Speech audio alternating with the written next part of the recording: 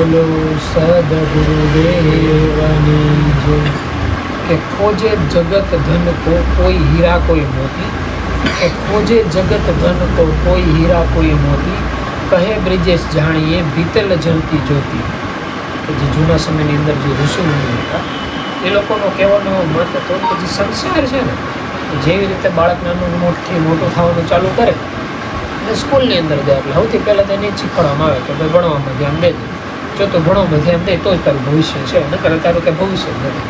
એટલે ઓલા જે વ્યક્તિ હોય ત્યાં મહેનત કરે, ત્યાંથી મોટો થાય એટલે કે ભાઈ ખાલી 10 ધોરણ છે, આનું બોર્ડની પરીક્ષા, આનું ધ્યાન દઈ ગયું, 11 બાકી આની બોર્ડ કોલેજ કરતી એની, પછી કે ધંધામાં ધ્યાન દઈ ગયું, કે નોકરી કરતો હોય ત્યાં ધ્યાન દઈ ગયું, જે ધનબળ છે આની પાછળ વ્યક્તિ મહેનત કરે। એમ કરતાં કરતાં આગળ જાય એટલે લગ્ન પ્રસંગ આવે, જેમ કે થોડુંક સંસારમાં ધ્યાન દેવાનું, થોડુંક સમાજમાં ધ્યાન દેવાનું, વ્યવહાર હા હોય, જી સિરીઝનો પક્ષ હોય, કાકા બાપુના ભાઈઓ હોય, જે સોસાયટીનો વ્યવહાર હોય કે આ થોડોક વ્યવહાર હાંસોતો જાય, થોડોક ધંધો હાંસોતો જાય, થોડુંક ઘરબારમાં ધ્યાન દેતો જાય, ઘરે પર વસ્તુ ઘટે છે નથી ઘટતી એને સમય દેવાનું, આ બધી વસ્તુ વ્યક્તિ કહેતા જાય કે જે કોઈ નથી ઉંમરમાં મોટા એને બધી સલાહ સૂચન દેવાની। આને સાદી ભાષામાં એવું કહેવાય વ્યવહારિક, એને વ્યવહારિક વ્યક્તિ જ્ઞાન દેતા જાય કે જીવનમાં વ્યક્તિ આ રીતે જિંદગી જીવે તો માણસ એની દ્રષ્ટિએનું જે ભવિષ્ય હોય એ વ્યવસ્થિત થાય। અને જે સંસાર છે ને એ આ કોઈ રીતનું સમજણ દેતા આપણને કહે છે કે खोजे जगत धन को कोई हीरा कोई मोती, કે આખો જે સંસાર છે ને એ જેમ મોટો થતો જાય ને તમે એના મગજમાં બીજું કંઈ આવતું જાય ક્યાં આવતું એક વસ્તુ તો મગજમાં ફિટ થતી જાય કે હાલમાં મૃત્યુ લોકોની અંદર કળિયુગનો સમય, હાલનો વર્તમાનનો સમય, એની અંદર ધનબળનું મિનિંગ એટલું મોટું છે કે કોઈ એક વ્યક્તિ મેં કંઈક સાંભળતો હતો ને એવું જોયું હતું કે વિશ્વનું મોટામાં પાપનું ફળ એટલે ગરીબાઈ। જો કોઈ વ્યક્તિ ગરીબ બની ગયો એટલે બધા પાપનું ફળનું પુટલું વાળીને એકને કહ્યું છે, જો કોઈ વ્યક્તિ અમીર બની એટલે એને માટે કોઈ વસ્તુ જોઈએ નથી, જે મિડલ ક્લાસ છે એ ઘડી પહેલાં જન્મમાં નહોતા કહેતા કે સોમવારને મંગળવાર આવે છે, બુધ ગુરુ આવે, શુક્ર શનિ આવે છે, આ બધું બહારથી જોતા લાગે છે કે ભાઈ આ એક વ્યક્તિ દુઃખી છે, આ એક વ્યક્તિ મીડિયમ છે, આ એક વ્યક્તિ સુખી છે, બધા પોતપોતાની રીતે જિંદગી જીવે છે। પણ જે ઋષિમુનિઓ છે એનો મત શું છે કે સંસાર જગત મેં ઢૂંઢતા કોઈ હીરા કોઈ મોતી, કે કહે બ્રિજેશ જાણીએ ભીતલ જગતી જ્યોતિ। કે આની જ વસ્તુ આપણે એક પિક્ચર હોતે છે ઇંગ્લિશમાં પાયરેટ્સ ઓફ ધ કેરેબિયન, એનો જે મેન વ્યક્તિ છે ને એનો ડાયલોગ હોતે છે કે not all treasures are gold and silver mate. એનો મતલબ એ રીતનું થાય કે વિશ્વની અંદર જે બધા ખજાના છે ને એ સોના અને ચાંદીના રૂપમાં નથી હોતા। આ વસ્તુ આપણને એમ સમજાવે કે ક્યારેક કેવું થાય કે જેમ કે અમે ખુદ જોબ કરતા ત્યારે નિયમ હતો કે દર વર્ષે પગારમાં બઢતી થાય, એ કંપનીનો એક એવો નિયમ હતો એટલે મિનિમમ 3%થી લઈને 5%, 9% એવી રીતે 3-4 વર્ષ જૂનો થાય તો વચ્ચે સ્ટેપ એવો આવે કે 30% વધારો થાય, તો પછી 30-40% જેવો વધારો થઈ જાય, પણ સરવાળે વધારો થાય। એટલે જે ગ્રુપમાં બધા મહેનત કરતા હોય ભાઈ ખરખા હારા થયા હોય એટલે એકને 5% વધે ને એકને 3% વધે એટલે 2-3 મેનેજર એને માથાકૂટ કરે, 2-3 કંઈ માથાકૂટ ન કરે એટલે એમાં બધા વાતો કરતા એટલે પૂછતા હોય કે બેન કે તારે કેટલું તું રાજી છો દુઃખી છો, એટલે એમાં કોઈ અમને પૂછતું એટલે અમે એમ કહેતા કે આમાં કેવું છે વ્યક્તિ એવું માને છે કે એને મહેનત કરીને તેનું જે ફળ એવું ની ધનબળના રૂપમાં છે, પણ હકીકત એવું નથી હોતું। ઘણી વખત એવું થાય કે વ્યક્તિએ મહેનત કરી છે એનું ફળ એને કોઈ એવા હગા સંબંધી મેળવે, ત્યારે કોઈ વ્યક્તિ એવા છે કે જે લગ્ન જીવન બાકી છે, સામેનું જે પાર્ટનર છે એ એવું કરે જેમ કે નવી પેઢી દિવસ બહુ હરકી રીતે સમજે કે જો સામેને એકા બીજા પક્ષ હોય એ કોઈ એવું મળી ગયું તો એવું થાય કે 50,000 ઘર હાલે, અમુકને એવું થાય કે 5 લાખનું હોતે ઘર ટૂંકું પડે। એક સારા મારું એક ઉદાહરણ છે, અમુક એવા સંતાન પ્રાપ્તિમાં એવા સંતાન થઈ જાય કે એક તેજસ્વી સંતાન આવી એટલે પૂરું થઈ ગયું, પછી એને એની ઉપાધિ ન હોય। અને જો કે આ તો લૌકિક જગતની વાત છે, બાકી શાસ્ત્ર પુરાણના જગતની મતલબ તો એટલે અદુદી કહેવાય છે કે જ્યારે નરસિંહ મહેતાનો જન્મ થયો હતો ત્યારે એવું કહે છે કે નાનપણથી કંઈ બોલ્યા નહોતા અને જ્યારે બોલવાનું ચાલુ કર્યું ને ત્યારે મોઢામાંથી સીધી સાખી નીકળી, ત્યારે પિતા એટલા રાજી થયા હતા કે એમાં એનો હજરો પ્રાણ હોય ગયો, એટલા વ્યક્તિ ખુશ છે। એને એવું થયું કે ભાઈ આપણું જે જીવન છે ને સદ્ધર થઈ ગયું, આપણે કહે કે પાછળ કેવો તેજસ્વી આત્મા કે પાછળની પેઢી આવે તો એને એટલું મોટું એવું ગણે છે કે ભાઈ જે સંસાર છે એને આખા કર્મોનું ફળનું સુખ કહેવાય। અને આમાં જનરલી બાર એવું માને કે ભાઈ જેન છે છોકરો કે છોકરી, પણ જોવા જાઓ તો જનક રાજા માટે સીતાનો જન્મ થયો તો એ દીકરી તરીકે હોતે એની માટે બરોબર હતું, દશરથ રાજા માટે રામનો જન્મ થયો, બેનું જે જીવન છે તો વ્યવસ્થિત જ રીતે જીવવાનું, એટલે એનાથી કોઈ લાંબો ફરક નથી પડતો। ફરક ક્યાંથી પડે છે કે વ્યક્તિ એમ નક્કી કરે કે એ જે વસ્તુ પાછળ મહેનત કરે છે, જેમ કે ભણવા ગયા હોય ત્યારે સ્કૂલમાં ટકાવારી પાછળ મહેનત કરે, ધંધે ગયા હોય તો બે ધનબળ પાછળ મહેનત કરે, કંઈક જોડવું એવું હોતું તો બે હારા નબળું આપણને મળે એની પાછળ મહેનત કરે। સંતાનો એ મોટો થતો હોય તો બધા માતા પિતાની એવી ઈચ્છા હોય કે ભાઈ ભણવામાં હોશિયાર થાય, ધંધે વ્યવસ્થિત જાય, એના પૂરતું કરી ખાય એટલું થાય એટલે પોતા તરફથી ઉપાધિની નિવૃત્તિ। એટલે વ્યક્તિ એવું નક્કી કરે છે કે સામે કર્મ કરે છે તેનું ફળ એના રૂપમાં જ આવવું, પણ એ હકીકત નથી કે જે તમે કોલેજમાં હતા ને ત્યારે હોતે એવું થતું કે ઘણા વ્યક્તિ કંપનીમાં પ્રોજેક્ટ કરતા હોય ને, કોલેજમાં પ્રોજેક્ટ કરતા હોય, એ લોકો કે કામ આપે, બે કામ કરી દેવાનું, એટલે 3-4 જણા ટીમ બની ગઈ, પ્રોજેક્ટ બને ને ચાલો પ્રોફેસરને દેવાનું, બોલા લોકો એ પ્રમાણે માર્ક્સ એવું આપે. એટલે મારે ઘણી વખત એવું થતું, ક્યારેક ફ્રી થઈને એવું હોય, અથવા તો મારા પ્રોજેક્ટમાં મને કંઈ ખબર ન પડતી કે હું કરું, બીજા કોઈ પ્રોજેક્ટ હોય કે કાઢી સડતા ને તો એની હોત મદદ કરું, મારા ટીમવાળા હોય ને એમ કહેતા કે તો એની હોત મદદ કરું. એટલે હું ઘણી વખત કહેતો, મેં કીધું જો ભાઈ આપણે જે જગ્યાએ અટવાના છે એનું સોલ્યુશન નથી, મને ખબર નથી, તમે એવું થાય કે આપણે કોકને મદદ કરીએ તો કોકથી કોક આપણને મદદ કરે. એટલે એમ કહેતા કે ભાઈ એ માણસ આવ્યો છે, કોઈ મદદ નથી કરે, આ તો જરૂર પડે એટલે આપણી પાસે આવે છે. એટલે હું કહું કે ધારો કે આપણે ન કરીએ તો અત્યારે આપણે શું કરીએ, તો ગેમ રમવા, ટીવી હોય, પિક્ચર હોય, તેવી કોઈ વાત કરે. એવું તો નથી, જો કે એ વસ્તુ સમજી ન આપતા કે એવું તો નથી કે અહીંયા કોલેજ જઈને ધ્યાનમાં બેસવાનું હોય, એ તો ઘરે બેની બધું પતાવી નાખ્યું, હવે ફ્રી સમય છે. તો એવું નથી કે બીજા વ્યક્તિને આપણે મદદ કરીએ છીએ એનાથી આપણું કોઈ વસ્તુ ઓછું થાય છે, કોઈ નોલેજ ઓછું થાય છે, એવું નથી. એને બદલે થાય તો એટલું મદદ કરીએ, કંઈક આપણને શીખવા મળશે, જાણવા મળશે, આગળ કંપનીમાં કામ લાગશે, આપણે કંઈક અટવાના છે એમાંથી આપણને રસ્તો મળશે. એટલે આપણે એવું કહેવા માંગતા કે જ્યારે કોઈ વ્યક્તિને મદદ કરીએ છીએ, જો એ મદદમાં એવું થાય છે કે આપણને એમાં કોઈ નુકસાની નથી અને વ્યક્તિ મદદનો દુરુપયોગ નથી કરતો, આ નિયમ એટલે રાખવો પડે. કારણ કે આપણે દેશી એક કહેવત છે કે સોરભાઈને લાડવા જમાડા ને એને જે ગામ છે ને ભાઈ, એટલે એ ટાઈપનું કે કોઈ એવા વ્યક્તિને આપણાથી મદદ નથી થઈ જતી ને. એક વાત એક પિક્ચર હોતા ને કંઈક વાત કરતા, અમે એક એન્જિનિયર, મગજ બહુ સારું પણ આતંકવાદીને બોમ્બ બનાવવામાં મદદ કરતો. એટલે એની જેવું નથી થતું ને, જે આપણું બુદ્ધિબળ છે, પરમાત્મા એક બળ આપ્યું, તેનો ખોટો દુરુપયોગ નથી થતો ને, એટલો થોડું ધ્યાન રાખો. અને કરે હારામ હારું, જ્યારે ખ્યાલ ના હોય ત્યારે મનને સ્મરણની અંદર લગાડવું, એટલે બધા પ્રોબ્લેમનું સોલ્યુશન. અને સરવાળી વ્યક્તિનો પોઈન્ટ એવો હતો કે જ્યારે આપણે કર્મ કરીએ છીએ ત્યારે એવી આશા નહીં રાખવાની કે કર્મનું ફળ આ રૂપમાં જ મળે. ક્યારે એવું થાય ધનના રૂપમાં મળે, ક્યારેક બુદ્ધિના રૂપમાં, ક્યારે એવો કોઈ કોન્ટેક્ટ થઈ જાય કે ભાઈ આ વ્યક્તિના આધારે આગળની કોઈ મોટી પ્રગતિ થઈ જાય, ક્યારે એવા વ્યક્તિ આપણે કોન્ટેક્ટમાં આવી જાય કે પતિ પત્નીના કે સંતાનમાં, એટલે એના લીધે જે જીવન છે એ બહુ હેલું થઈ જાય. આ વસ્તુ સમજણ જાતા એમ કે જો કોઈ વ્યક્તિ એનાથી એક સ્ટેપ આગળ નીકળે તો એવું થવા મળે કે જે વાત સમજાવતા એમ કહેતા કે ધારો કે આપણે એક વ્યક્તિને મદદ કરી, હવે થયું એવું આપણે હકીકતમાં મદદની જરૂર જ નથી. કે જેવી રીતે આપણે મસ્કત રાજાનું ઉદાહરણ બહુ સારું બતાવ્યા છે, કૃષ્ણ અવતારની અંદર જ્યારે અમે રાક્ષસ આવે ત્યારે એ લોકોને કાળનેમી નામના જે લોકો રાક્ષસ કંઈક બતાવે એ આવવાના હોય, અને કૃષ્ણ ભગવાન જ્યારે ગુફાની અંદર જાય ત્યારે જે મસ્કત રાજા હોતા હોય કે જેનું જે આખું બીજું શરીર બતાવે, નરસિંહ મહેતાનું જે શરીર હતા એ બતાવે, એ મસ્કત રાજાના જીવનની અંદર આખો પ્રસંગ બતાવે કે એની પાસે મૃત્યુલોકની એક વસ્તુ હોય. મતલબ આપણે એમ કહીએ ને કે ધન બળ, શારીરિક શક્તિ બળ, લૌકિક બળ, પરિવારથી લઈને બુદ્ધિ બળ, પછી સત્તા બળ, મોટામાં મોટા રાજાઓ કે જેટલી વસ્તુ કહે ને બધી હોય, 5 બળ એની અંદર કહે. ખાલી એની અંદર ઘટતું હોય તો આત્મતત્વનો અનુભવ એની પાસે ન હોય. તો જ્યારે કોઈ દેવતા એમ કે ને માઇક ત્યારે ઓલા લોકો એમ જ કે ભાઈ એમ તમે એમને આત્મબળ આપો. હવે ધારો કે એવું કોઈ થઈ ગયું, એવું કોઈ વ્યક્તિ છે કે એને કંઈક સારું કર્મ કરવું છે, કોઈને જરૂર પડે મદદ કરે, આને એ ફળ જોતું નથી, ઓલો વ્યક્તિ અમે મદદ કરવા જ પણ જરૂર જ નથી, ઓલો મદદ કેમ કરે તો થાય એવું આ વ્યક્તિના કિસ્મતમાં એવું લખાય છે કે ભાઈ જ્યારે આને જરૂર પડશે ત્યારે એક વ્યક્તિ એને મદદ કરશે, પછી થયું એવું આ પાછો ફ્રી બેઠો છે, પાછો બીજા વ્યક્તિને મદદ કરી, આને મદદની જરૂર નથી, બીજો વ્યક્તિ એને કઈ રીતે મદદ કરવાની પાછું ખાતામાં લખાય, 2 વ્યક્તિ એને મદદ કરશે. એમ કરતાં 3 વ્યક્તિ, 4 વ્યક્તિ, 5 વ્યક્તિ, વ્યક્તિનું જીવન આખું એવું હોય કે એના ઘરમાં રહેવાવાળા જે પતિ પત્નીનો હોય, જે માતા પિતા હોય, જે સંતાન હોય, બધાને હોય 100% ઝાલગાને એનો છેલ્લો શ્વાસ હાલે ત્યાં લગન નકરો ફાયદાકારક જ થાય, બધા એનું સારું જ કરતું હોય. એના કિસ્મતમાં એવું લખાતું જાય કે ભાઈ આ વ્યક્તિને એટલા વ્યક્તિ સપોર્ટ કરશે, એટલા વ્યક્તિ સપોર્ટ કરશે. એમ કરતાં મીંડા લાગી જાય, 1 વ્યક્તિ, 10 વ્યક્તિ, 100 વ્યક્તિ, 1000 વ્યક્તિ, એમ કરતાં એ વ્યક્તિનું પ્રારબ્ધ એટલું ઊંચું બની જાય કે એ વ્યક્તિને મદદની જરૂર પડે. એટલે ઓલા નથી કહેતા કે પૂરી કાયનાત લગ જાતી, આખું વિશ્વના એક આત્મા ભેગા કરે ને, બધે ભેગા કરીને એને મદદ કરવા માટે તત્પર થાય તો હોતે ઓલા વ્યક્તિનું બેલેન્સ ખાલી ન થાય. એટલો વ્યક્તિ સારું કર્મ કરીને બેઠો છે તો થાય એવું. ધારો કે એને હકીકત મદદની જરૂર પડી, કોક દિવસ શરીર છે મૃત્યુલોકમાં આવ્યા રાખે ગયા રાખે, હકીકત મદદની જરૂર પડી તો ત્યારે કયા વ્યક્તિને નિયુક્તિ કર્યું, કયા વ્યક્તિને મદદ કરવા આવે. ત્યારે ઘડીક પહેલાં ગનામામાં વાત નહોતા કરતા કે જ્યારે પ્રહલાદ ઉપર સંકટ આવ્યો ત્યારે કેમ પરમાત્મા પરબ્રહ્મ પોતે મૃત્યુલોકમાં આવ્યો, નકર એવું નહોતું. એ સમયની અંદર કાંઈ હિરણ્યકશિપુ ઓછા વ્યક્તિને હેરાન કરાવ્યું. એટલા હદ હતી કે અત્યારે જો કે નવી મોડર્ન ટીવી સિરિયલની અંદર એટલું બધું વર્ણન નથી કરી શકતા. બાકી હાલમાં કેમ કોઈ વ્યક્તિ એમ કે ભાઈ રામાયણ અમે જોતા હતા, રામાયણમાં એક એવો પ્રસંગ આવે કે ભાઈ રામ અને લક્ષ્મણ વાત કરતા હોય કે સામેથી ભરત હેલા આવે છે, સેના આખી લઈને આવે, લીગેલી ભરત એટલે રામ પાસે આવતા એને ખબર પડી હોય કે ભાઈ રામને વનવાસ થઈ ગયું છે અને એમાં જે એની માતા છે કઈ એના લીધે થયું છે, એટલે પોતાનો કોઈ વાંક નથી, એટલે આખી સેના રાજપાટ છે બધાને લઈને આવતા હોય રામને મનાવવા માટે કે રામ પ્રભુ તમે આવો, આખી જે અયોધ્યા છે આખી તમે સંભાળો, મારે આ કાંઈ નથી જોતું. તો કહેવા માટે ભરત આખી બધી સેના લઈને આવતા હોય. લક્ષ્મણ આ વસ્તુ જોઈ જાય ને નક્કી કરે કે ભાઈ આજે ભરત છે ને યુદ્ધ કરવા માટે આવે છે, અને રામને જઈને ચોખ્ખું કે એ લક્ષ્મણ ભૂલી ગયો છે કે જે સામે જે ભરત છે ને ભૂલી ગયો છે કે હજી રામ ભેગા એના લક્ષ્મણ છે. ખાલી એક ટણકાર કરું ને તો ભરત છે તો આખે સેનાનો સહાય કરી આટલું સામથર્ય છે. પ્રભુ તમે ખાલી આજ્ઞા આપો, તમે આવીને હું એકલો છે આખી સેનાનો સફળ બોલાવે. ત્યારે હજી રામ બોલે ને તો એની પહેલાં આકાશમાંથી આકાશવાણી થાય.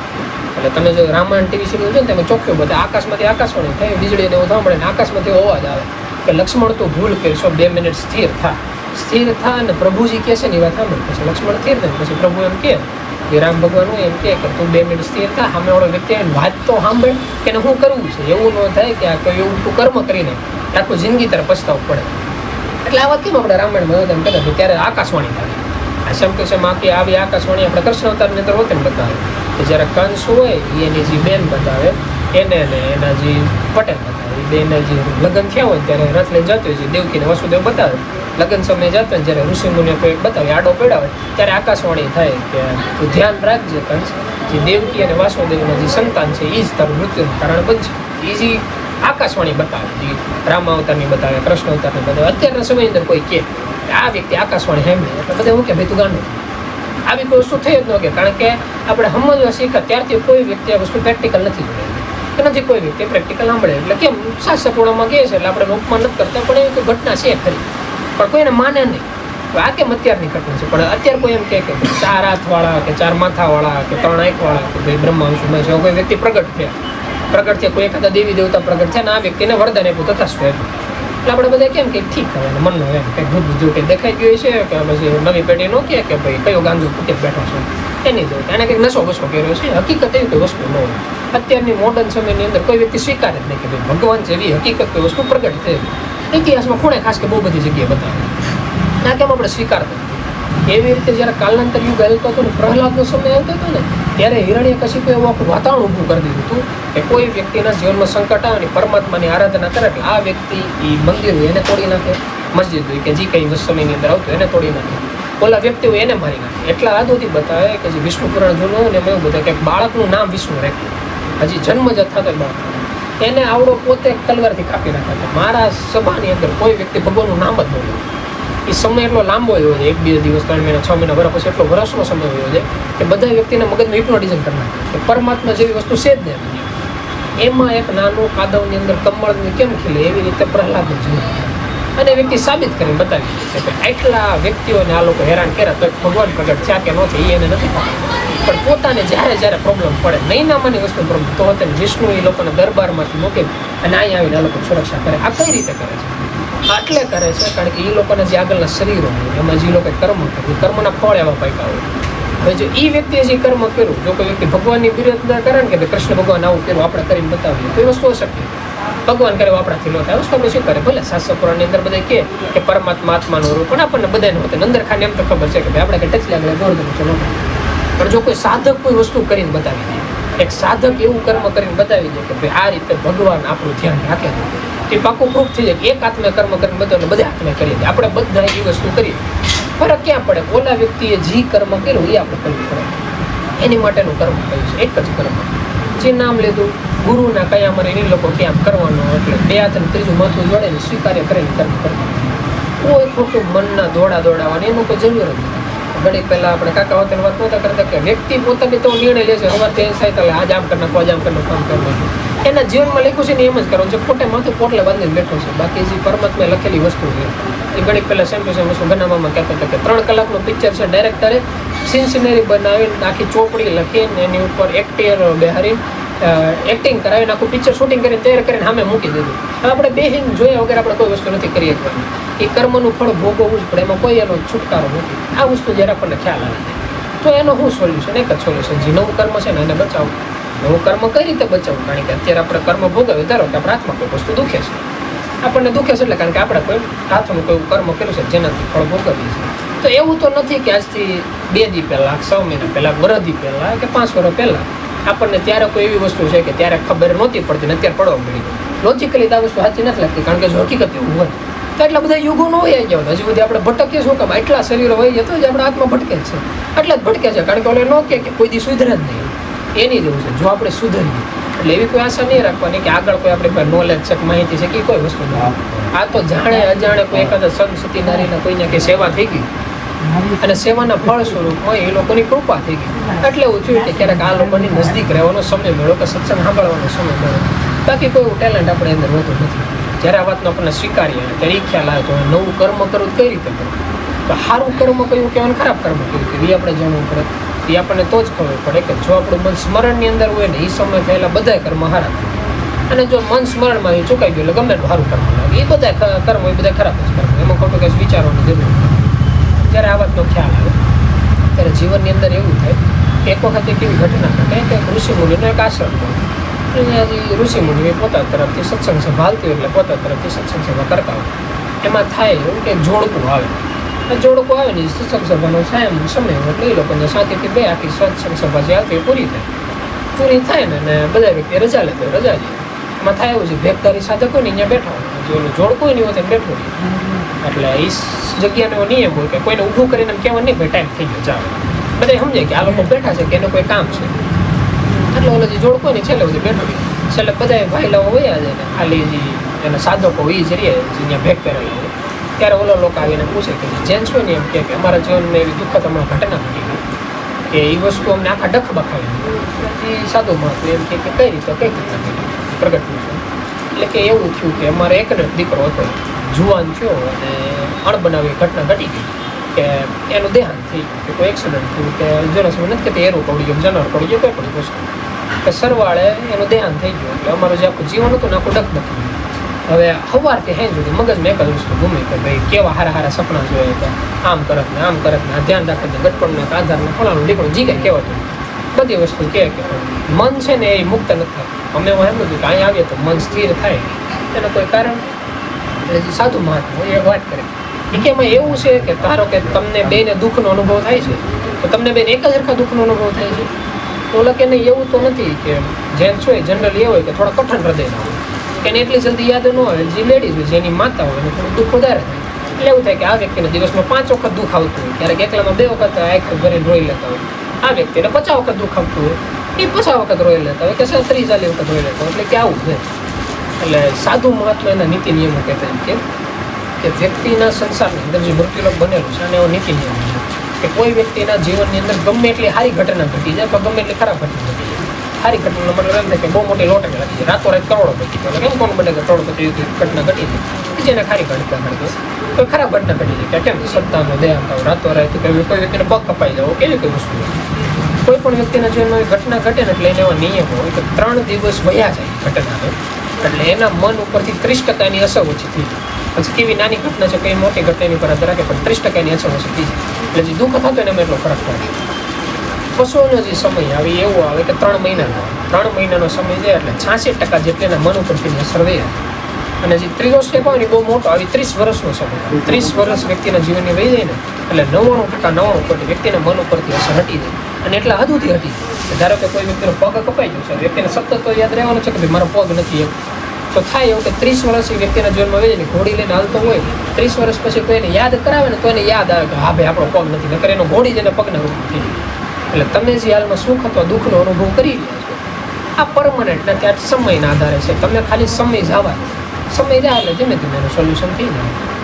એટલે ઓલા લોકો વસ્તુ સમજે પછી લોકો ત્યાંથી રજા લે હતી. ત્યાં બાજુમાં એક વ્યક્તિ હોય ને જે સાધક હોય એવો સવાલ પૂછે કે આ લોકો તો એવું ગણવા આવ્યા હતા કે આનો કોઈ રાહત થાય તો તમે કોઈ એવી દવા દારૂ તો કાંઈ બતાવી, તમે કોઈ મંત્ર કીધો નહીં, તમે કોઈ ધ્યાનમાં દેવાનું કીધું નહીં, બીજું કોઈ વસ્તુ તો કીધી નહીં, તો આનો મનનો સોલ્યુશન હોય. એટલે જે સાધુ મહાત્મા હતા ને એમ કહેતા કારણ કે જો આજે 2 વ્યક્તિ છે ને એમાં કેવું છે વ્યક્તિને એવું લાગે છે કે આપણા જીવનમાં કોઈ દુઃખદ ઘટના ઘટી એટલે આપણે નબળા છીએ અથવા પ્રેમાળ હૃદયના છે એટલે આપણે વધારે દુઃખ દે. હકીકત આ વાત હાવ ખોટી જ છે. એમ કેમ કે છે કે ભાઈ જેન્ટ્સ હોય થોડા કઠણ, લેડીઝ હોય થોડાક નબળા હોય એટલે આને વધારે દુઃખ થાય ને ઓછું દુઃખ થાય, એનો મનનો વેમ છે. હકીકત આ વસ્તુ હાવ ખોટી છે. તો ઓલા કે એવી કઈ રીતે એ કે જો કેવું છે ધારે કે 2 નારી હોય, 2 નારીને એક જ જ્યારે સંતાન હોય ને સંતાનનું દેહાંત થઈ ગયું તો બેને લીગલ એક હરખું દુઃખ થવું જોઈએ. એ કે તો હોત એને એવી ઘણી જગ્યાએ જોવા મળે છે કે એક વ્યક્તિ 6 મહિના હોય એ દુઃખ હરખી તો ભૂલાવી નથી ત્યાં ઓછું થાય પણ ફરક નથી પડતો. એક વ્યક્તિ એવો 1, 2, 3 દિવસ થાય ફરક પડી જાય. એક વ્યક્તિ એવો કે દિવસમાં 50 વખત રોતા હોય, એક વ્યક્તિ એવો કે 5 જ વખત રોતા હોય. તો એમ કેમ કેવું કે એક વ્યક્તિને પ્રેમ હતો ને એકને નહોતો આવું કહેવાય. એટલે ભેગદારી સાધક હોય તો એમ જ કે હા તમારી વાત સાચી છે. એક વ્યક્તિને વધારે લાગણી હોય, એક વ્યક્તિ લાગણી ન હોય. એટલે સદગુરુ પરમાત્મા હોય ને એમ કે નહીં વાત ખોટી છે. સાચી વાત એ છે કે જે વ્યક્તિ દિવસમાં 5 વખત રોવે છે, દુઃખનો અનુભવ કરે છે ને, એણે હકીકત આની પહેલાં કોકને 5 વખત રોવરાવેલા છે. બીજા કોઈ વ્યક્તિને 5 વખત દુઃખ આપેલું છે રોજ. એટલા વ્યક્તિના જીવનમાં અત્યારે રોજ 5 વખત દુઃખ ભોગવવાનું લખેલું છે. એક વ્યક્તિ એવો છે કે જે 50 વખત દુઃખ ભોગવ્યું છે, અને હકીકત આની પહેલાં કોકને 50 વખત રોજ રોવરાવેલા છે, એટલું એને દુઃખ આપેલું છે, એટલે અત્યારે એને દુઃખનો અનુભવ થાય છે. એટલે એ વાત ભૂલી જવાની કે હાલમાં કોઈ ઘટના ઘટી એને લીધે આપણને દુઃખ થાય છે, એને લીધે કોઈ દુઃખ જ ન થાય.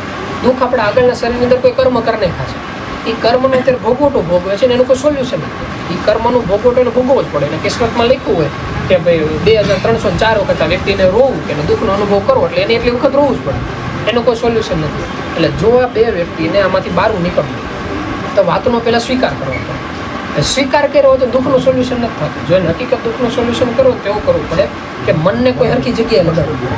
એ હરખી જગ્યાએ એટલે આપણું નામ, વ્યક્તિ નામના સ્મરણની અંદર લાગે એટલે એવું થાય કે જે કર્મ છે ને એ કર્મ ભોગવી, પણ એની મન ઉપર એની એટલી અસર ન થાય. વ્યક્તિને જ્યારે દુઃખ આવવાનું ત્યારે દુઃખ થઈ જાય, પણ મન ઉપર એટલી અસર ન થાય, નામ એની સુરક્ષા કવચ બની જાય. એટલે કે આ એક સોલ્યુશન છે.